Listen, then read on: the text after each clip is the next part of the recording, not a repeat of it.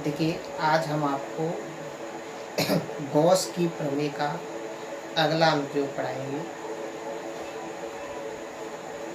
एक समान आवेशित गोलीय कवच के कारण किसी बिंदु पर विद्युत क्षेत्र की तीव्रता। तो जी हमारा क्वेश्चन है, एक समान आवेशित गोलीय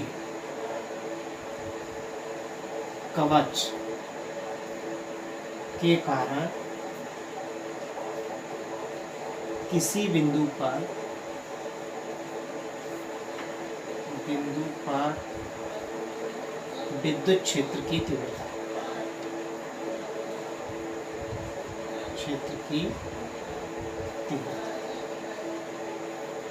ये हमारा क्वेश्चन है।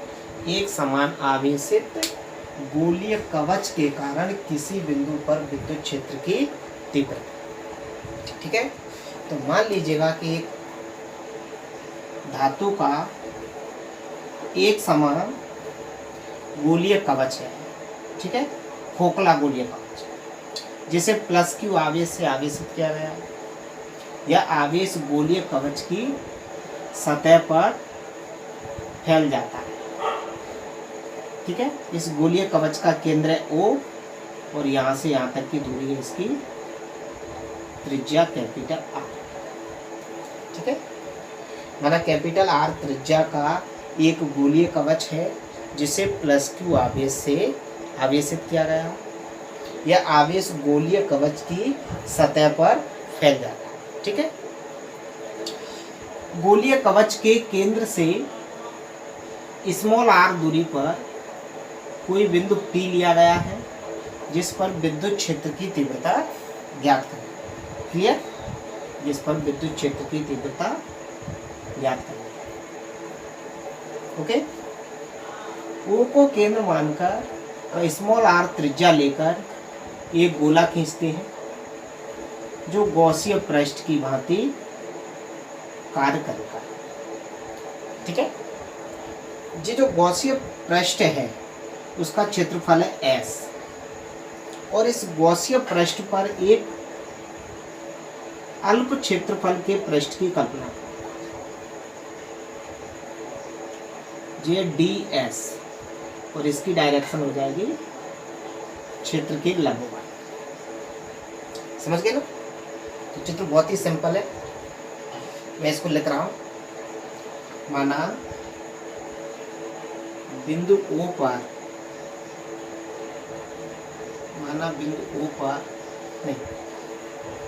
माना कैपिटल R त्रिज्या का एक खोखला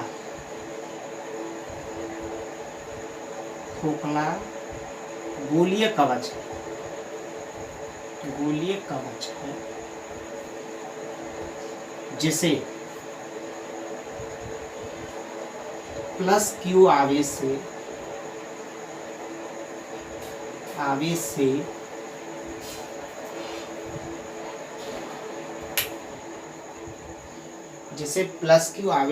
आवेशित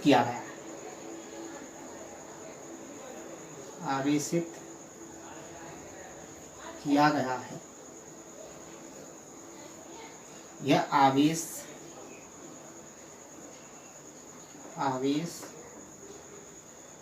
गोलीय कवच की सतह पर फैल जाता है। कवच की सतह पर फैल जाता है।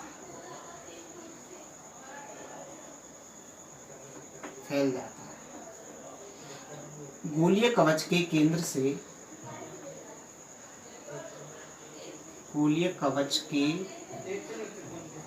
से स्मॉल r दूरी पर कोई बिंदु P लिया गया है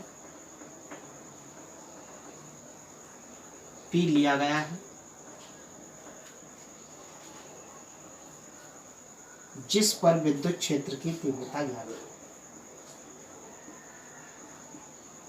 विद्युत क्षेत्र की तीव्रता ज्ञात करें। कोई दिक्कत, बहुत सिंपल सी थ्योरी है। माना कैपिटल आर त्रिज्या का एक खोखला गोलीय कवच है जिसे प्लस क्यू आवेश से आवेशित किया गया है। यह आवेश गोलीय कवच की सतह पर फैल जाता है। गोलीय कवच के केंद्र से स्मॉल आर दूरी पर कोई बिंदु पी लिया गया है जिस पर विद्युत क्षेत्र की तीव्रता ज्ञात करें। ठीक है, इसके बाद हमें क्या लिखना है, क्या किया है हमने, एक गॉसीय पृष्ठ की रचना की है। कैसे की है, ओ को केंद्र मानकर और स्मॉल आर त्रिज्या लेकर एक गोला खींचते हैं। पैराग्राफ चेंज करके लिखना, बिंदु ओ को केंद्र मानकर व स्मॉल आर त्रिज्या लेकर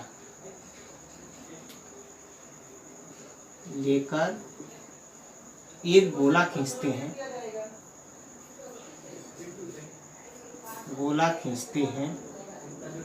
जो गॉसीय पृष्ठ की भांति कार्य करेगा, जो गॉसीय पृष्ठ की भांति कार्य करेगा।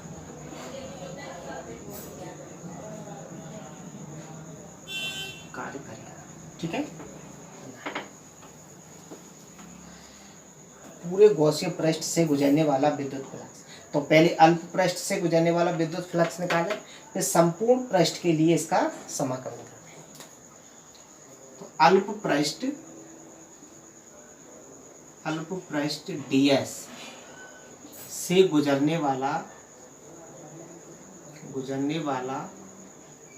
विद्युत फ्लक्स क्या हो जाएगा अल्प पृष्ठ से, तो वही डी फाई ई बराबर E D S cos theta की जगह 0, ये फॉर्मूला होता है। फाई ई बराबर E D S E S cos theta. बता दे रहा हूँ आपको, ई विद्युत क्षेत्र की तीव्रता, एस पृष्ठ का क्षेत्रफल, कोण ई और एस के बीच का कोण। ठीक है, मतलब इनकी दिशाओं के बीच का। तो यहाँ पर इस पृष्ठ के लिए इसको अप्लाई करेंगे, तो विद्युत क्षेत्र की तीव्रता ई, पृष्ठ का क्षेत्रफल ds, तीव्रता की डायरेक्शन इधर है और पृष्ठ की डायरेक्शन भी इधर ही होगी क्योंकि क्षेत्रफल की दिशा पृष्ठ के लंबवत होती है। तो दोनों की दिशाएं क्या है, सेम है, इसलिए दोनों के बीच का कोण कितना आएगा 0। थीटा बराबर cos 0 की वैल्यू कितनी होती है 1, तो क्या हो जाएगा जी डी फाई ई बराबर ई डी एस। ये हमारा अल्प पृष्ठ से गुजरने वाला विद्युत फ्लक्स है। संपूर्ण से ज्ञात करने के लिए इसका समाकलन करते हैं, इसलिए संपूर्ण पृष्ठ से गुजरने वाला कुल विद्युत फ्लक्स। तो इसका क्या करते हैं, समाकलन कर लेंगे, तो जो हो जाएगा डी फाई ई बराबर ई डी एस। ठीक है, चाहो तो हम ऐसा भी लगा सकते हैं, इसका मतलब है संपूर्ण पृष्ठ के लिए। ठीक है, यहाँ पर जी संपूर्ण पृष्ठ के लिए, सफिक्स में कभी कभी एस भी लगा दें, एस का मतलब है सरफेस यानी पूरे पृष्ठ के लिए। ठीक है जी, आप लगाओगे तो भी ठीक है, नहीं भी लगाओगे तो कोई खास बात नहीं, आप सिंपल समाकलन भी कर सकते हैं। क्लियर?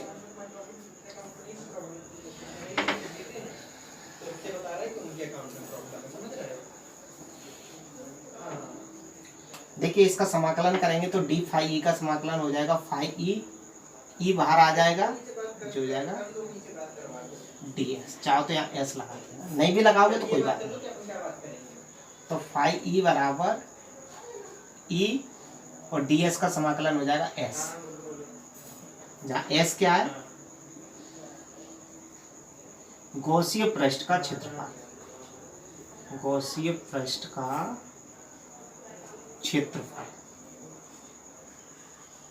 पृष्ठ कैसा है, गोलाकार, तो गॉसीय पृष्ठ का क्षेत्रफल मतलब गोले का क्षेत्रफल। तो फाई ई बराबर गोले का क्षेत्रफल क्या होता है सॉरी, गोले का पृष्ठीय क्षेत्रफल क्या होता है 4 पाई इंटू त्रिज्या।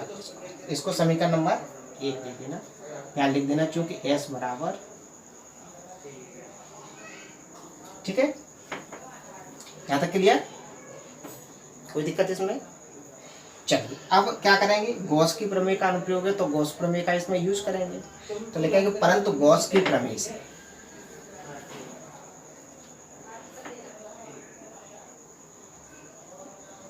परंतु गॉस की प्रमेय से,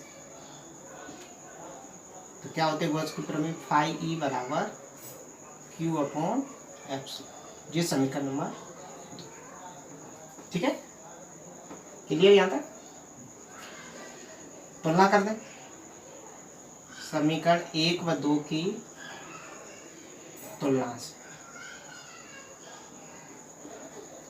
तो क्या हो जाएगा, E into 4 pi r square बराबर क्यू अपॉन एप्सिलॉन। ई का मान निकाल लें तो कैपिटल E बराबर क्यू बटे 4 pi r square into epsilon. नियतांक को अलग कर दो, ई बराबर आ जाएगा 1 अपॉन 4 पाई एप्सिलॉन 0 और क्यू बटे आर स्क्वायर, ये समीकरण नंबर 3,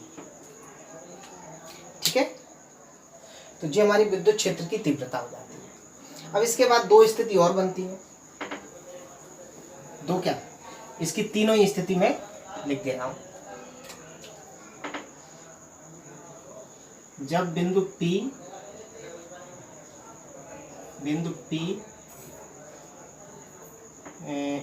गोलीय कवच के बाहर स्थित है, गोलीय कवच के बाहर स्थित है, तब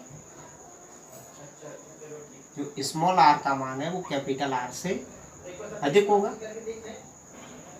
ऐसे लिखते हैं, अर्थात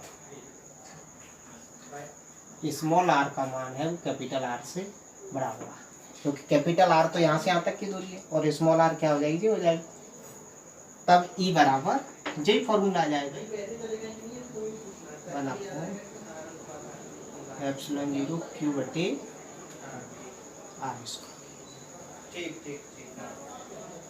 सेकंड, जब बिंदु P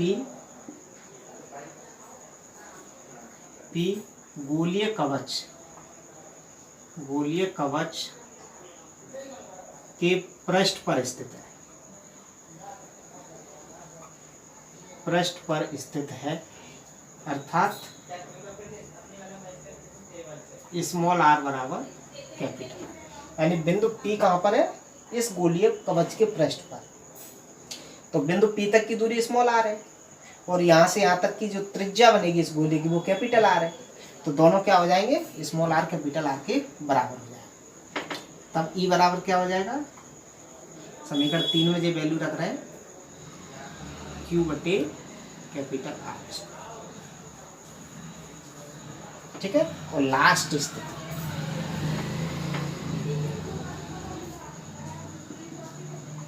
जब बिंदु P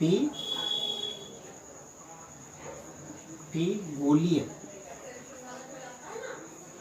कवच के अंदर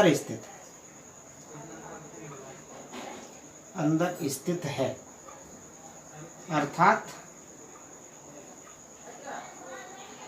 जो स्मॉल r की जो वैल्यू है वो कैपिटल R से छोटी है,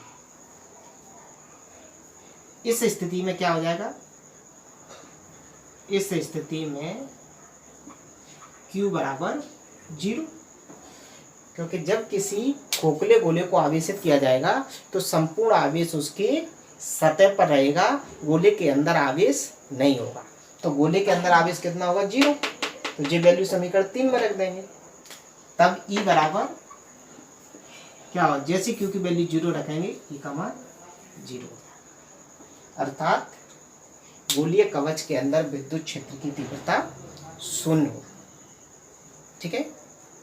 तो ये क्वेश्चन यदि आपको समझ में आया है तो इसको लाइक करें, शेयर करें, कमेंट करें और सब्सक्राइब करें।